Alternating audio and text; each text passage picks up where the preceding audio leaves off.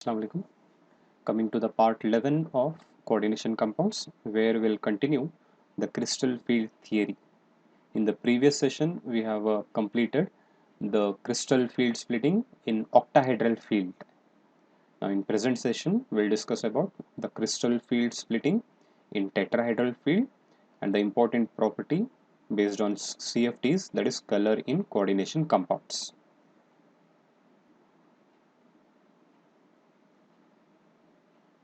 Now, in octahedral crystal field splitting, first of all, crystal field splitting is nothing but the splitting of degenerate d orbital into two sets in the presence of ligands. That is, they split up into T2G set and EG set. T2G contains dxy, yz and xz orbitals, whereas EG contains dx square minus y square and dz square orbital. वहाँ पे splitting हो गया था और ligand के presence में splitting ज़्यादा हो जाता है या फिर कम हो जाता है, और हम डिफरेंट टाइप्स ऑफ लिगैंड्स का भी डिस्कशन करें हैं। अब देखना है कि टेट्राहेड्रल फील्ड में ये स्प्लिटिंग किस ढंग से होता है, ये degenerate D orbital tetrahedral field में किस तरह स्प्लिट हो जाते हैं।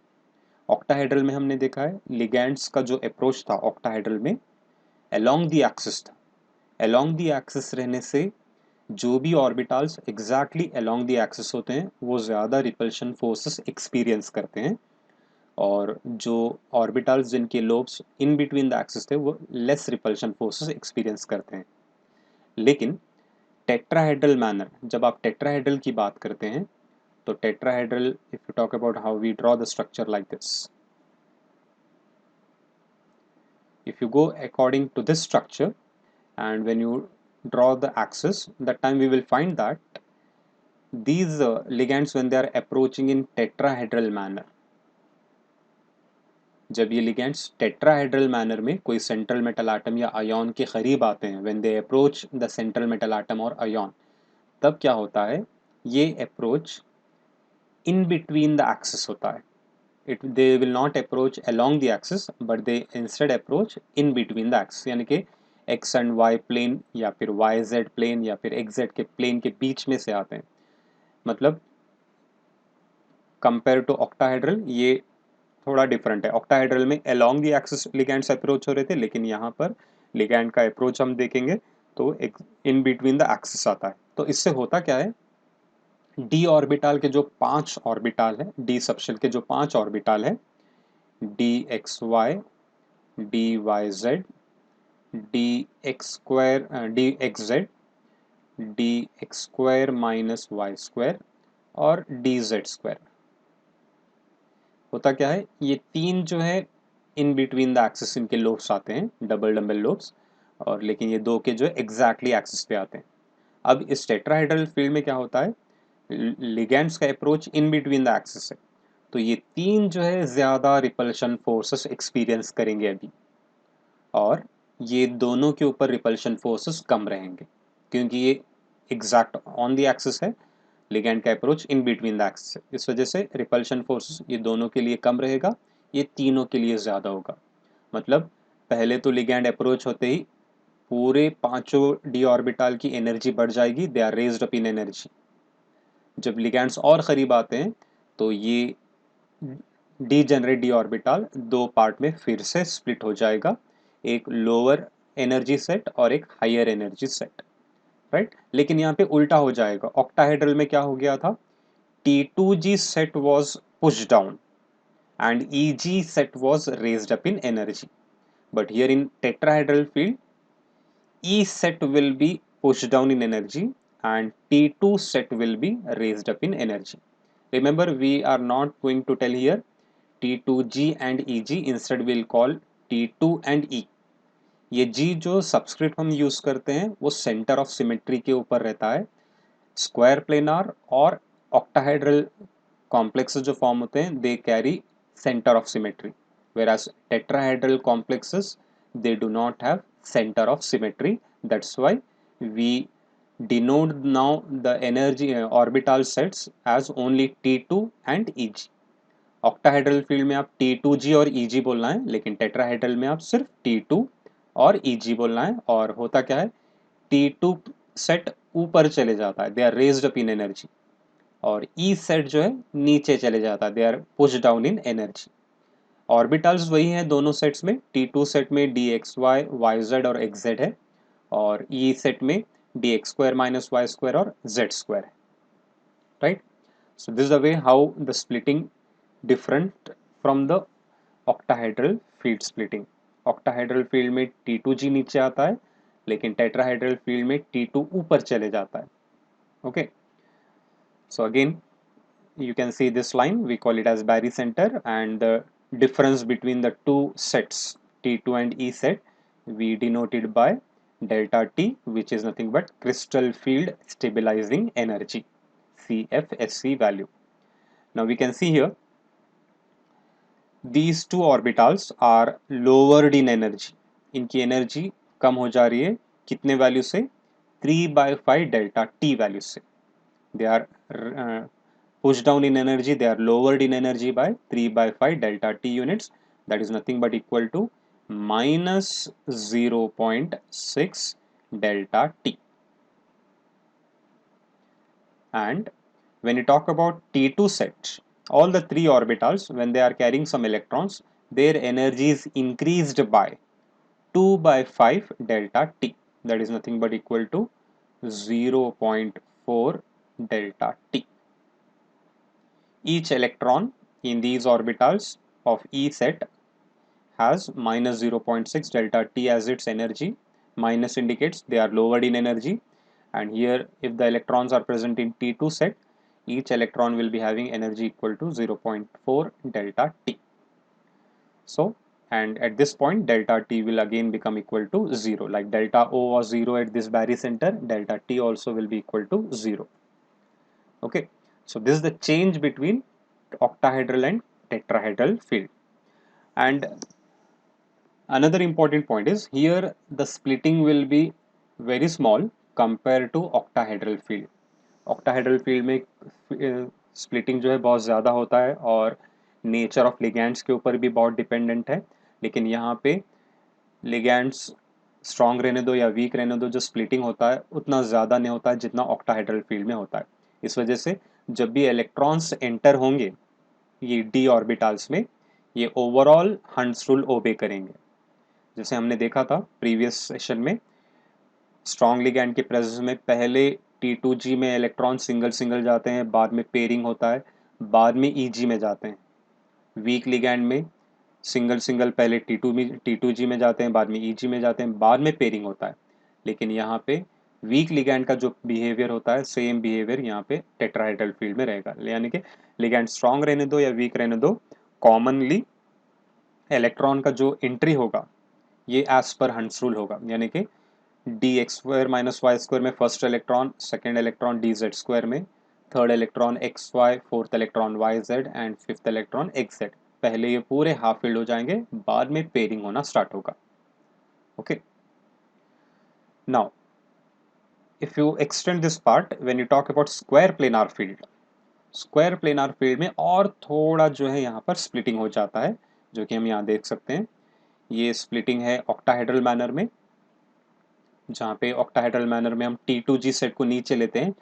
T2G में आता है DXY, DYZ and DXZ, right, और EG में आता है DX square minus Y square and Z square.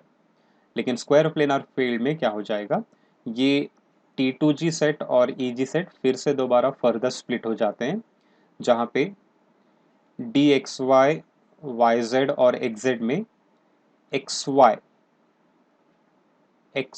will be raised up in energy, whereas DYZ and XZ will be pushed down in energy. क्योंकि अब square planar field में DXY plane,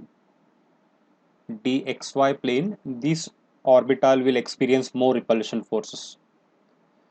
And when you talk about dx square minus y square and z square, dx square minus y square will be experiencing more repulsion forces. That's why it will be raised up in energy. मतलब octahedral field की हम बात करते हैं तो यहाँ पे दो ऑर्बिटल आ रहे थे, D x square minus Y square और डी जेड स्क्वायर। जब भी ऑक्टाहेड्रल कॉम्प्लेक्सेस फॉर्म होते हैं यानी कि D2sp3 हाइब्रिडाइजेशन के जरिए से उस D2sp3 हाइब्रिडाइजेशन में ये दो d ऑर्बिटल पार्टिसिपेट करते हैं। रिमेंबर, D2sp3 हाइब्रिडाइजेशन और sp3d2 hybridisation, dx square minus y square and dz square, they will take part in hybridization, right? जब स्क्वायर प्लेनार कॉम्प्लेक्सेस फॉर्म होते हैं, स्क्वायर प्लेनार कॉम्प्लेक्सेस में ये dx square minus y square orbital participate करता है, क्योंकि square planar complexes का form होते हैं dsp2 हाइब्रिडाइजेशन से, और dsp2 हाइब्रिडाइजेशन में कौन सा ऑर्बिटल पार्टिसिपेट करेगा? dx square minus y square orbital, right? अब रही, जब आप dz स्क्वायर की बात करेंगे तो ये dz square orbital sp3d hybridisation में इन्वॉल्व होता है। sp3d या फिर dsp3, जहाँ पे 5 लिगेंड्स आते हैं, ट्रिगोनल पिरामिडल ज्योमेट्री या फिर square trigonal bi pyramidal geometry या फिर स्क्वायर पिरामिडल ज्योमेट्री में ये जो d ऑर्बिटल आता है that is actually dz square orbital, whereas in square planar complexes dx square minus y square will be the orbital participating in square dsp2 hybridization, right? तो इस तरह का जो है स्प्लिटिंग तीनों फील्ड में अलग अलग वे में है। ओवरऑल अगर तीनों का एनर्जी यानी कि क्रिस्टल फील्ड स्टेबलाइजिंग एनर्जी अगर हम चेक करेंगे, सबसे ज़्यादा वैल्यू होता है square planar field. delta sp will be very high compared to octahedral field, and octahedral field the energy will be more compared to tetrahedral field, right? तो overall सबसे ज़्यादा जो स्प्लिटिंग होगा स्क्वायर प्लेनार फील्ड में होगा, उसके बाद आता है ऑक्टाहेड्रल, और लास्ट में आता है जहाँ पे सबसे कम स्प्लिटिंग होता है वो टेट्राहेड्रल फील्ड में होता है। कंपैरिजन अगर करेंगे तो यहाँ पे याद रख सकते हैं हम ये रिलेशनशिप से, delta sp, that is crystal field splitting in square planar field, is 4/3 times of delta O, that is octahedral field, means 3 times of delta sp will be equal to 4 times of delta O, तो ये value ज़्यादा है। Same way अगर आप crystal field stabilising energy tetrahedral और octahedral का check करेंगे तो tetrahedral field is 4/9 times of delta O, means 9 times delta T will be equal to the 4 times of delta O, means delta O is very large compared to delta T. So the order of crystal field splitting is in this manner: highest is in for square planar, followed by octahedral field and followed by tetrahedral field, right?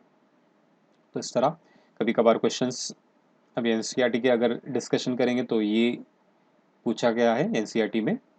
This is the extra part. You can remember these points also. You have to remember this order of their crystal field splitting and how delta T and delta O are related to each other. delta O की value आपको दी जाती है, delta T calculate करना रहता है, या फिर delta T देंगे आपको delta O कैलकुलेट करना रहता है, right? So this is a way how the crystal field splitting takes place in different approaches of ligands: octahedral manner, tetrahedral manner, as well as square planar manner, because these are the three important geometries in which the complexes exist. Factors affecting the magnitude of orbital splitting energy, that is crystal field splitting energy. देखते हैं कौन से factor से ये CFAC value change भी होता है। First important factor है oxidation state of metal ion, that is greater the charge on metal ion more is the value of delta O। अब मीनिंग, अब जैसे कि हम लेते हैं एग्जांपल Fe2+ फेरस, और एक एग्जांपल लेता हूं मैं Fe3+। अगर Fe2+ कोई कॉम्प्लेक्स फॉर्म करता है या Fe3+ जब कोई कॉम्प्लेक्स फॉर्म करता है तो ज़्यादा स्प्लिटिंग होगा Fe3+ कंपाउंड में, क्योंकि यहाँ पे इस आयरन का चार्ज +3 है। So higher the charge on the metal ion more will be the splitting, right? So not only ligand, there are the other factors also which cause the splitting energy to be changed. So here one factor what we have in the previous session we have discussed about the nature of ligands. Strong ligand causes large splitting and weak ligand causes small magnitude of splitting. Other than that, the oxidation state of metal ion also matters here. So when oxidation state is less, splitting will be less. When oxidation state is more, splitting will be more, right. क्योंकि जब ये अगर ferrous का compound अगर मैं लेता हूँ जैसे कि फेरोसाइनाइड आयन FeCN6 4-, जहाँ पे आयरन का चार्ज होता है +2, और फेरीसाइनाइड FeCN6 3-, जहाँ पे आयरन का चार्ज +3 है, तो इसका क्रिस्टल फील्ड splitting एनर्जी ज़्यादा रहेगा because iron is in its +3 state, right?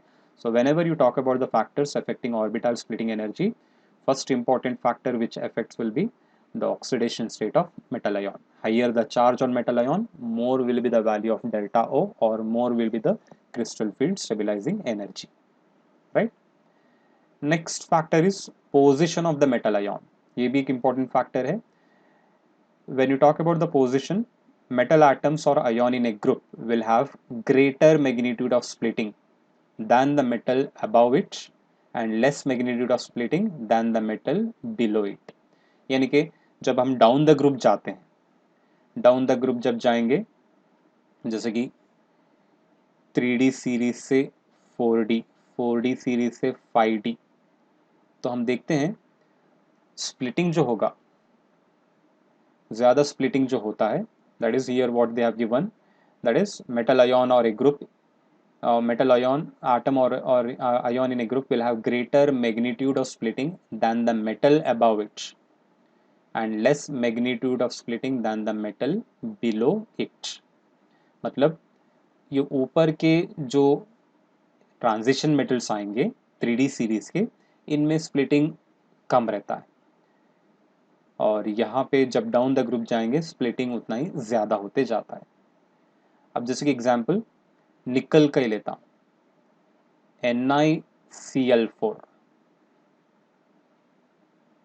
2-, already ये हम कॉम्प्लेक्स डिस्कस कर चुके हैं, जहाँ पे निकल +2 स्टेट में है, लिगैंड वीक है, क्लोराइडो 4 है, तो स्ट्रॉन्ग लिगैंड वीक लिगैंड के प्रेजेंस में या तो DsP2 हाइब्रिडाइजेशन हो सकता है या फिर sp3 हाइब्रिडाइजेशन होता है. स्ट्रॉन्ग लिगैंड के प्रेजेंस में DsP2 होता है, वीक लिगैंड के प्रेजेंस में sp3 हाइब्रिडाइजेशन होता है.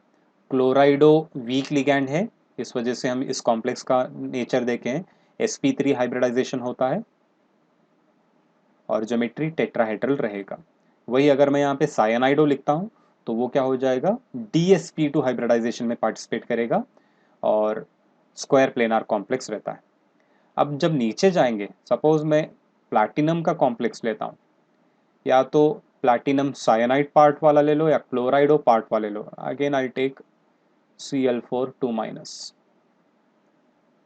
हम क्या एक्सपेक्ट करते हैं, क्लोराइडो है, सेम है, निकल के बदले प्लैटिनम आ गया, 4 क्लोराइडो है, तो सेम ग्रुप में है, तो डेफिनेटली हम क्या एक्सपेक्ट करेंगे, sp3 hybridisation, because chlorido is a weak ligand. But here as when you move down, the stability, that is splitting energy, let it be octahedral or tetrahedral or square planar type, that time what happens is that value increases, due to which instead of forming a square tetrahedral complex here, this tetrachloridoplatinum, that tetrachloridoplatinum, it will undergo DsP2 hybridization and it appears to be square planar.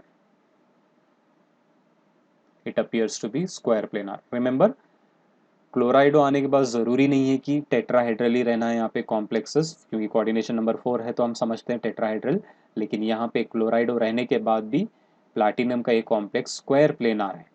Y? Because when you move down the group, the splitting energy value also increases. Electrons will be forced to pair up and inner d orbital will be used in hybridization, right? Then geometry, as we have done the comparison among the three fields, tetrahedral, square planar and octahedral, maximum splitting is in square planar, then octahedral, and last lowest splitting will be taking place in case of tetrahedral complexes. That is, tetrahedral complexes have small magnitude of splitting compared to octahedral crystal field splitting, right? अब इन सब factors में सबसे important factor है nature of ligand, जो हम already strong और weak form में हम ऑलरेडी प्रीवियस सेशन में डिस्कस करें हैं. उसके बाद आपको प्रेफरेंस देना है ये पोजीशन के ऊपर, क्योंकि डाउन द ग्रुप जब जाते हैं स्प्लिटिंग एनर्जी बढ़ जाती है, hybridisation high spin complexes form होने के बजाय लो स्पिन कॉम्प्लेक्सेस फॉर्म होते हैं, या तो dsp2 हाइब्रिडाइजेशन से स्क्वायर प्लेनार या फिर d2sp3 हाइब्रिडाइजेशन से octahedral complexes. Then the next factor will be nothing but oxidation state. Higher charged metal ions will cause more splitting, lower charged metal ion will cause less splitting. Coming to next, color in coordination compounds. When you talk about color, as we have discussed in D and F block also, D and F block elements, transition elements show color property because of two important reasons. First important reason was that is they should contain partially filled d orbital, that is configuration should be from d1 to d9. अगर d0 या d10 configuration है तो colour exhibit नहीं होगा, उस particular compound solid form में white रहेगा और सॉल्यूशन फॉर्म में कलरलेस सॉल्यूशन प्रोड्यूस करेगा. और second important factor partially field D orbital रहने के बाद भी और एक फैक्टर कौन सा है, नेचर ऑफ लिगैंड. जब तक लिगैंड्स नहीं रहेंगे अटैच मेटल एटम के साथ या मेटल आयन के साथ, तब तक वहाँ पे कलर एग्जिबिट होना पॉसिबल नहीं है, क्योंकि लिगैंड्स रहने के बाद ही ये जो डी ऑर्बिटल है ये स्प्लिट होगा अलग अलग सेट्स में, और अलग अलग सेट्स में स्प्लिट होने के बाद यहाँ पे इलेक्ट्रॉन्स ट्रांजिशन डी ट्रांजिशन में पार्टिसिपेट करेंगे. क्योंकि डी ट्रांजिशन कब होता है, T2G और EG सेट रहने के बाद. जब T2G और EG सेट फॉर्म होते हैं तभी इलेक्ट्रॉन्स T2G ऑर्बिटल से EG ऑर्बिटल में जंप करते हैं, राइट. तो इस तरह कौन से भी टाइप का स्प्लिटिंग होने दो, ऑक्टाहेड्रल या टेट्राहेड्रल या square planar, we will find D transition, but it is mostly available or found in case of octahedral complexes, because whenever ligands are combining with the central metal atom or ion, usually the octahedral complexes are formed. तो होता क्या है,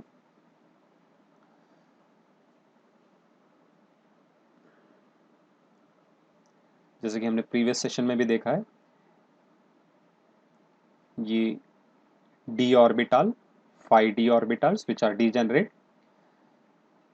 ligand के presence में सबकी energy increase हो जाती है. बाद में ये लिगैंड जैसे ही करीब आते हैं दो अलग अलग सेट्स में डिवाइड हो जाते हैं.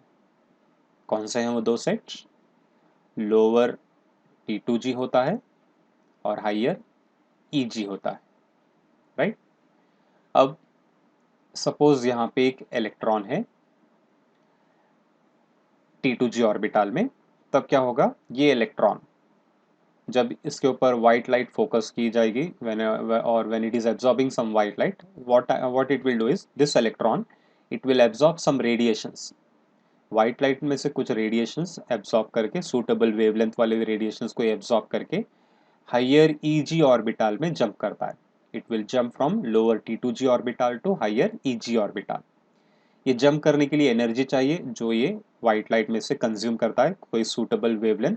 किसके ऊपर डिपेंड करेगा, ये गैप के ऊपर. हमने देखा है स्ट्रॉन्ग लिगैंड और वीक लिगैंड के प्रेजेंस में स्प्लिटिंग किस तरह होता है. स्ट्रॉन्ग लिगैंड्स शॉर्ट वेवलेंथ्स वाले रेडिएशंस को एब्जॉर्ब करके हायर EG ऑर्बिटल पे जंप कर सकते हैं, क्योंकि स्प्लिटिंग वहाँ पे ज़्यादा होता है. वीक लिगैंड स्प्लिटिंग कम रहता है तो लार्जर वेवलेंथ्स वाले रेडिएशंस को एब्जॉर्ब करके वो हायर EG ऑर्बिटल पे जंप करते हैं, right. So strong ligands will be absorbing short wavelengths, whereas weak ligands will be absorbing larger wavelengths. Say for example, strong ligand के प्रेजेंस में ये splitting हुआ है तो ये इलेक्ट्रॉन क्या करेगा, वायलेट रेडिएशंस सपोज एब्जॉर्ब करके हायर EG ऑर्बिटल पे जंप करेगा. तो इस ट्रांजिशन, इस जंपिंग ऑफ इलेक्ट्रॉन को हम jumping of electron from T2G to EG we call it as DD transition. We call it as DD transition. What is DD transition? The shift of one electron from T2G orbital to EG orbital by absorption of certain wavelengths is called as DD transition. DD transition के बाद क्या हो जाएगा, एक suitable wavelength white light में से absorb होके यहाँ पे transition होगा.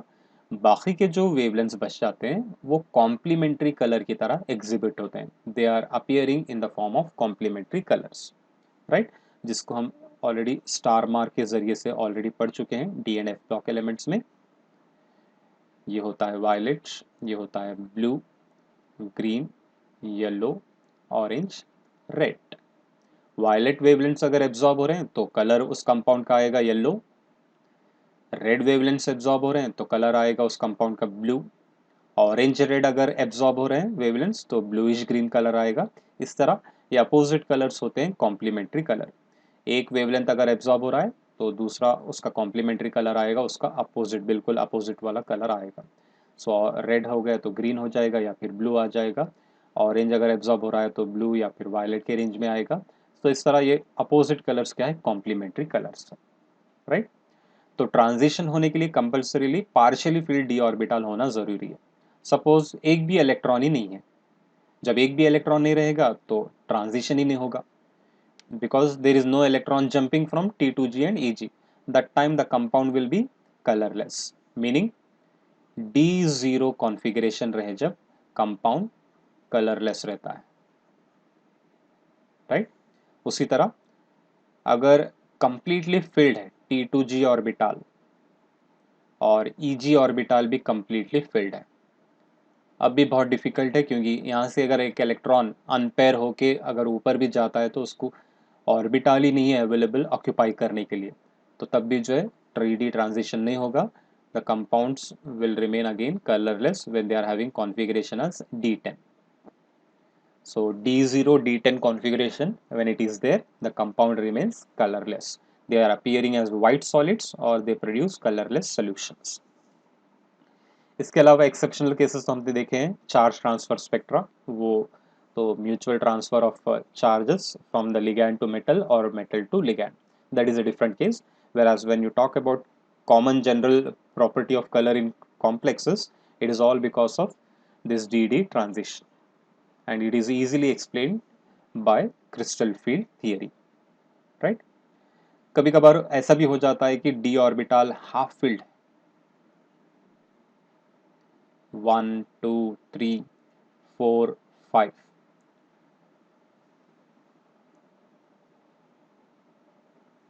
यहाँ पे ट्रांजिशन थोड़ा डिफिकल्ट रहता है क्योंकि ये ऑलरेडी स्टेबल कॉन्फ़िगरेशन है, क्योंकि हाफ फील्ड T2G ऑर्बिटल है और हाफ फील्ड EG ऑर्बिटल है।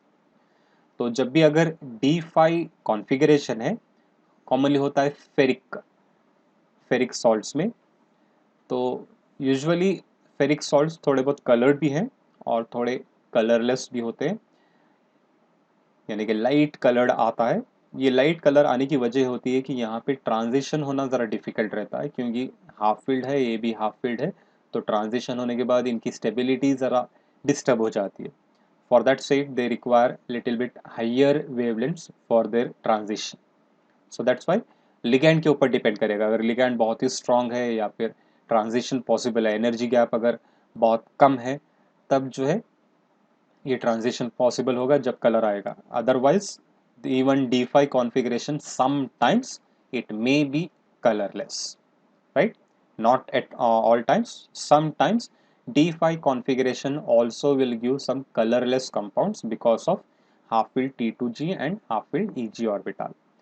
लेकिन जनरली आपको यही फॉलो करना है, जब D0 D10 कॉन्फ़िगरेशन रहेगा तभी कंपाउंड्स कलरलेस होते हैं। बाकी के पूरे कॉन्फ़िगरेशंस यानी कि D1 से D9 तक, तब कोई भी आप कंपाउंड ले लो, अगर ऐसा कॉन्फ़िगरेशन है और उसके साथ लिगैंड अटैच्ड है तभी यहाँ पे कलर प्रोड्यूस होगा, राइट? बगैर लिगैंड के कलर प्रोड्यूस नहीं होगा। Compulsorily presence of ligand is required because ligand presence only will cause the splitting and then only DD transition will take place. Remember this point. Second, why ligands are important is in presence of ligands only the D orbital will split up into T2G and EG orbital and DD transition will take place. Okay. Now, again, if you talk about the color, it depends on the different types of ligands.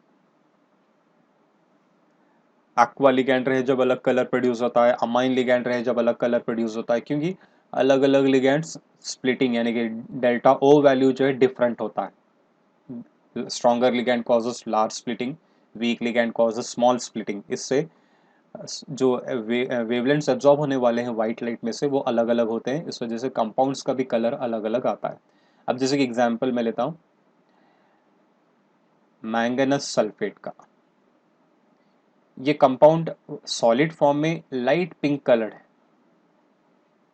Light pink. हालांकि manganese यहाँ पर +2 state में है। अगर यही manganese का compound में MnCO3 carbonate लेता हूँ, यहाँ पे भी ये Mn2+ है, लेकिन ये ब्राउन कलर कंपाउंड है। दोनों भी +2 स्टेट में है, दोनों का कॉन्फ़िगरेशन D5 ही है। ओके, अगर आप इसका ऑक्सीडेशन स्टेट के बेसिस पे इलेक्ट्रॉनिक कॉन्फ़िगरेशन देखेंगे तो दोनों में D5 कॉन्फ़िगरेशन, लेकिन एक कंपाउंड का कलर लाइट पिंक आ रहा है, दूसरे कंपाउंड का कलर ब्राउन आ रहा है। इसकी वजह यह है कि लिगैंड्स का इनके साथ कांटेक्ट, ये नेगेटिव स्पीशीज भी अवेलेबल है और लिगैंड इनके साथ जो ज्वाइन हो जाएंगे तब भी इनके वजह से क्या हो जाएगा, कलर चेंज हो जाएगा, right. So not all times the same configuration will give same color. It depends on the type of ligand also, because strong ligands causes or absorb different wavelengths of light and weak ligands will be absorbing different wavelengths of light, right?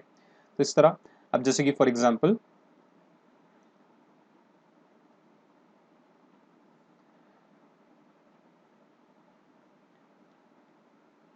निकल chloride, ये compound को आप water में dissolve करो तो ये greenish coloured solution form करेगा। Greenish colour क्यों होता है? क्योंकि ये वाटर मॉलिक्यूल्स क्या होते हैं, जैसे ही डिसॉल्व करेंगे ये लिगैंड की तरह एक्ट करके निकल के साथ कंबाइन हो जाएंगे, तब ये कंपाउंड का कलर सोल्यूशन में ग्रीन कलर्ड आएगा। हाइड्रेटेड फॉर्म में भी या फिर सोल्यूशन फॉर्म में ये ग्रीन कलर्ड रहेगा, राइट। अब इस ग्रीन कलर्ड सोल्यूशन में अगर आप अलग अलग टाइप के लिगैंड्स या फिर ऐसे इलेक्ट्रोलाइट ऐड करो जिसमें वो पर्टिकुलर लिगैंड है, तो तब क्या होता है, इस सोल्यूशन का कलर चेंज होते जाएगा। से फॉर एग्जांपल इस सोल्यूशन में आप थोड़ा अमोनिया सोल्यूशन थोड़ा थोड़ा करके मिक्स करते जाओ।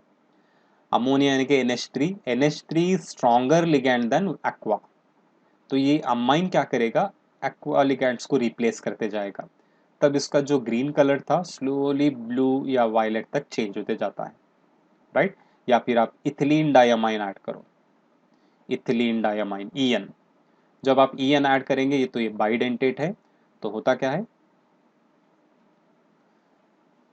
बाइडेंटेट लिगैंड दो एक्वा मॉलिक्यूल्स को जो है रिप्लेस कर देगा।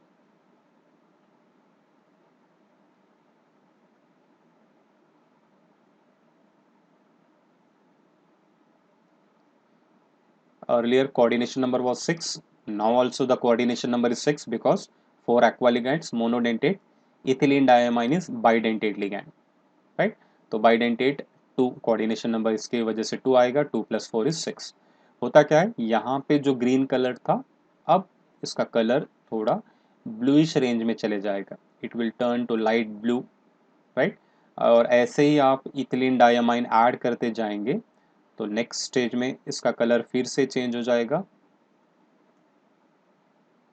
और एक इथिलीन डायमाइन ऐड हो गया तो यहाँ पे 2 वाटर मॉलिक्यूल बच जाएंगे, ये बन जाएगा इथिलीन डायमाइन, बिस ethylene diamine. color will change to purple and when you further add only ethylene diamine ligands will be there.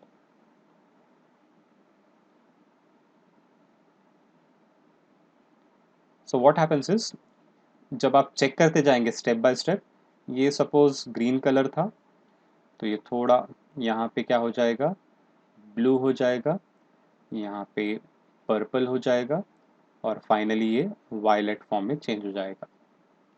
Because always stronger ligands have the ability to displace the weaker ligands from the compounds. When you are preparing their solutions, when you add up the other electrolyte which is containing stronger ligands, that time those stronger ligands can displace weak ligands from the complex pair, right? इस तरह जो है color changes होते जाते हैं। So ligands are very important in producing the color. Different ligands will be giving different colors. In presence of aqua, nickel complex is green, whereas in presence of ethylene diamine, nickel complex is appearing as violet, right? और एक example देखते हैं why these ligands are very important. Let's see. Copper sulphate की अगर बात करते हैं, copper sulphate CuSO4, जहाँ पे कॉपर का ऑक्सीडेशन स्टेट है +2। +2 में कॉपर का कॉन्फ़िगरेशन आता है Ar4s0 3d9, partially field D orbital है। लेकिन ये कॉपर सल्फेट अगर आप एनहाइड्रस फॉर्म में लेते हैं, एनहाइड्रस यानी कि without water content, this compound is white solid,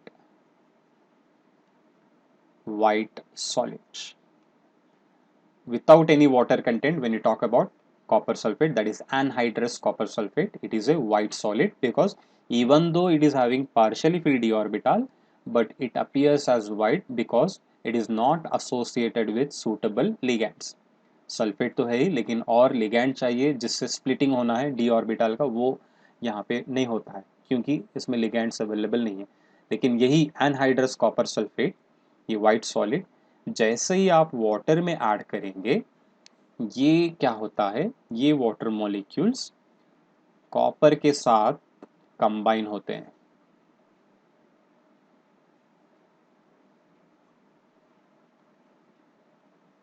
Four water molecules or 6 water molecules will combine and form a complex. Now this appears as a blue colored solution, right? So hydrated copper sulfate will be blue in color, whereas anhydrous copper sulfate will be white in color. It shows that how much important these ligands are. In presence of ligands only this color will be produced, otherwise in absence of ligands color will not be produced. अब यहाँ पे blue हो गया, इसमें आप थोड़ा ammonia add करते जाओ, ये डार्क ब्लू होते जाएगा क्योंकि अमोनिया लिगैंड्स क्या करते हैं, एक्वा लिगैंड्स को रिप्लेस करते जाएंगे, राइट। अब सपोज ऑलरेडी एक सोल्यूशन ही लेते हैं या कोई हाइड्रेटेड कंपाउंड लेता हूं टिटेनियम का,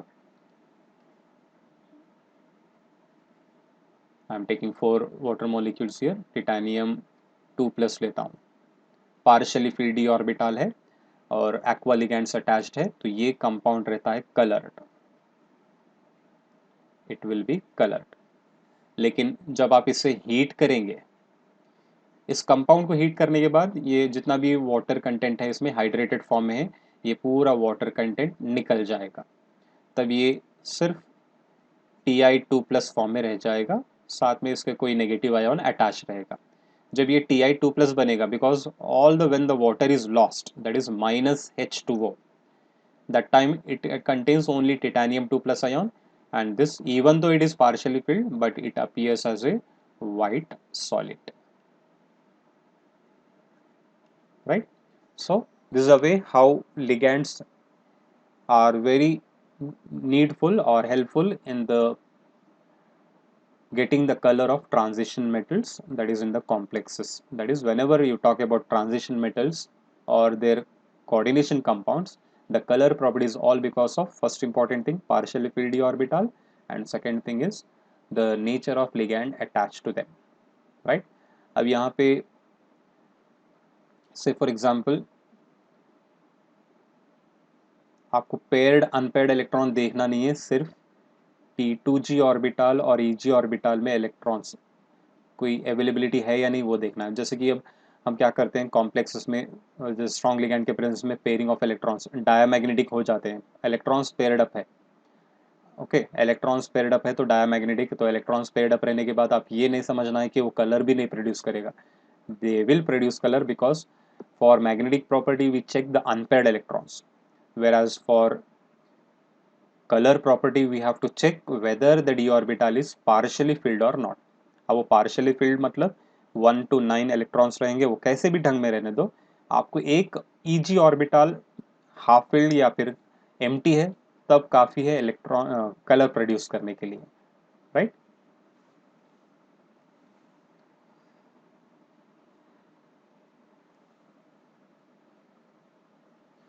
So that's the thing. Here we have what we have discussed. Okay, color property. Anhydrous copper sulfate is white in color, whereas hydrated copper sulfate will be blue colored. Titanium का यहाँ पे एक example दिए हैं और निकल का हम ये डिस्कस करें ऑलरेडी।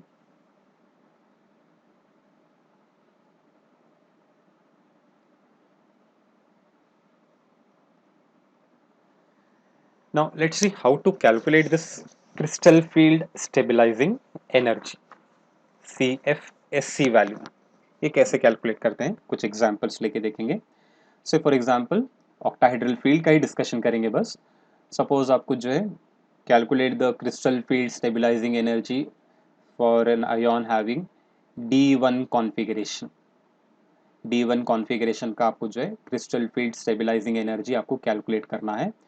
तो D1 कॉन्फ़िगरेशन हम लिखते हैं T2G1 Eg0, राइट, क्योंकि ये पहला इलेक्ट्रॉन कभी भी T2G में जाता है और Eg एम्प्टी रहेगा। तो कैलकुलेट करते वक्त एक इलेक्ट्रॉन है T2G ऑर्बिटाल में, एनर्जी कितनी होती है, एक इलेक्ट्रॉन की एनर्जी होती है -0.4 इंटू डेल्टा O, और we also write it as 1 into 2/5 delta O, right? So answer will be -0.4 delta O और 2/5 delta O, right? तो ये हो गया D1 कॉन्फ़िगरेशन का crystal field stabilising energy. How much it is, -0.4 delta O और 2/5 delta O। Minus sign के साथ हम रिप्रेजेंट कर सकते हैं। ओके, से फॉर एग्जांपल D2 है। D2 configuration we write it as T2G2 Eg0। कितने इलेक्ट्रॉन है अभी T2G में, 2 इंटू एक इलेक्ट्रॉन की एनर्जी कितनी होती है 0.4 डेल्टा O। आंसर कितना आएगा अभी, -0.8 डेल्टा O, या फिर 2 into 2/5 delta O, that is nothing but 4/5 delta O, minus sign के साथ, राइट। -0.8 डेल्टा O और -4/5 delta O, that is the crystal field stabilizing energy for D2 configuration।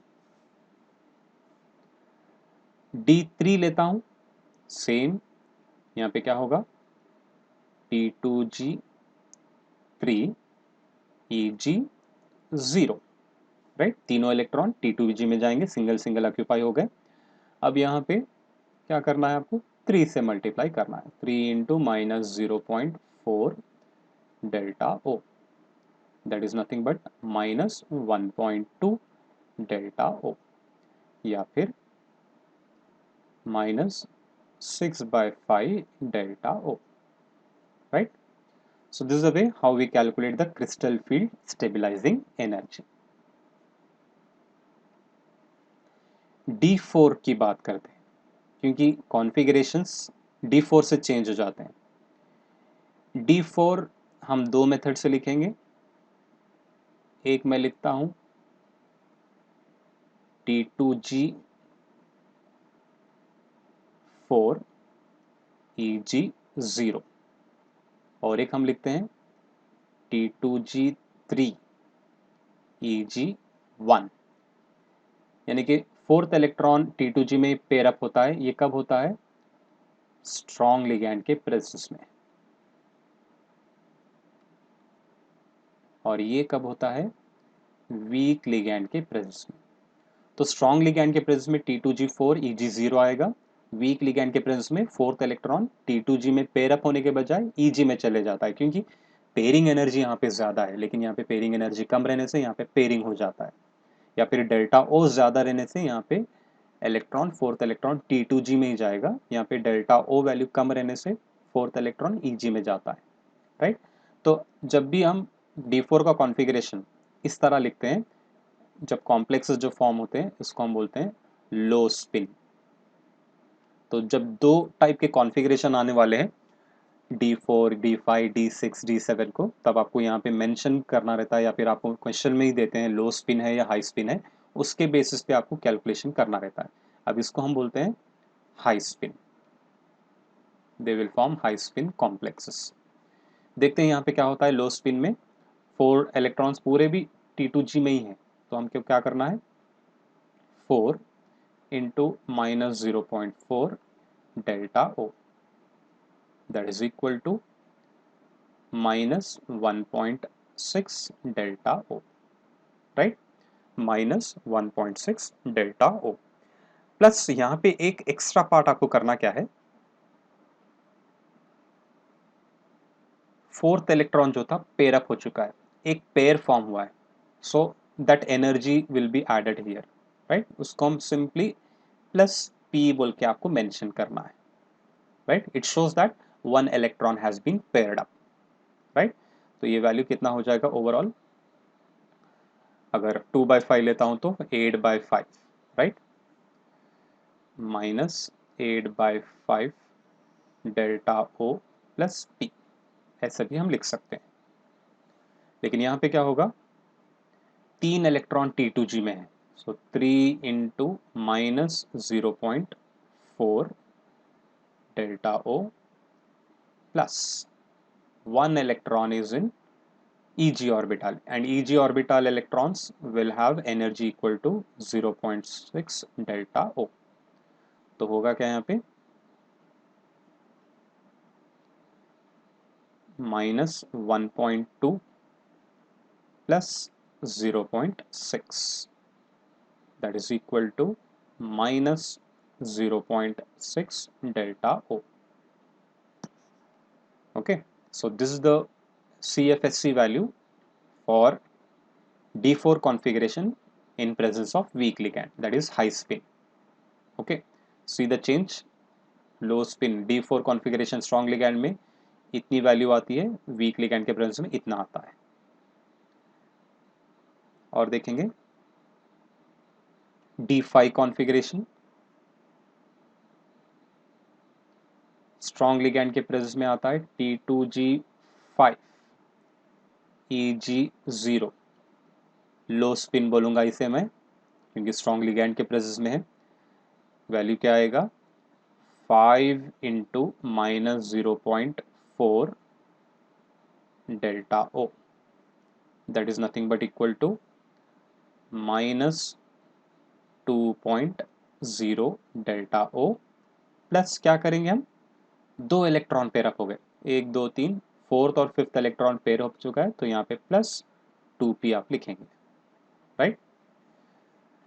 लेकिन week ligand रहे जब क्या होगा, वीक लिगैंड रहे जब क्या होगा, D5 वीक लिगैंड के प्रेजेंस में इसका कॉन्फ़िगरेशन आता है T2G3 EG2 हाई स्पिन। तो यहाँ पे क्या होगा, कितने इलेक्ट्रॉन है T2G में, 3 T2G का value minus 0.4 delta O plus EG का वैल्यू कितना होता है, 0.6, 2 into 0.6 delta O,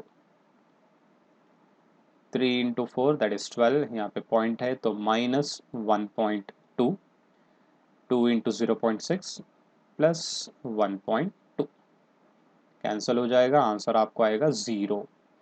Why you are getting 0 here? Because it is now symmetrical configuration, क्योंकि होता क्या है, स्प्लिटिंग अप जब देखेंगे सब में सिंगल सिंगल इलेक्ट्रॉन है, 2 3 4 5, सो सिमेट्रिकल जब रहता है, या तो ये कंप्लीटली फिल्ड रहे जब, या फिर हाफ फिल्ड रहे जब, आपको डेल्टा ओ वैल्यू मिलेगी 0, crystal field stabilizing energy will be equal to 0, right?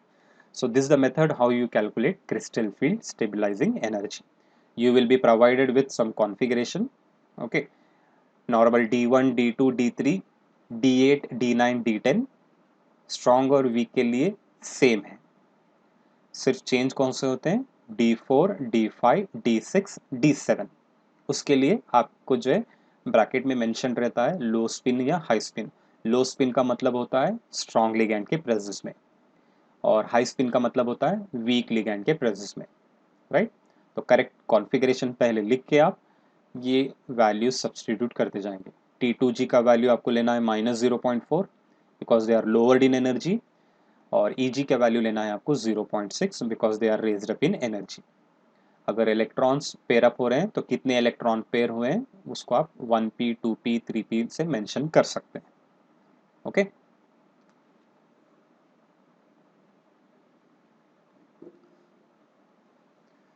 Now crystal field theory के थोड़े लिमिटेशंस हैं। वैसे तो फर्स्ट इंपॉर्टेंट थिंग, ये एडवांटेज, इस थियरी का मेन इंपॉर्टेंट एडवांटेज ये है कि कलर प्रॉपर्टी बहुत ही क्लियरली अंडरस्टैंडेबल है। It has explained the colour property, how और why the colour is produce.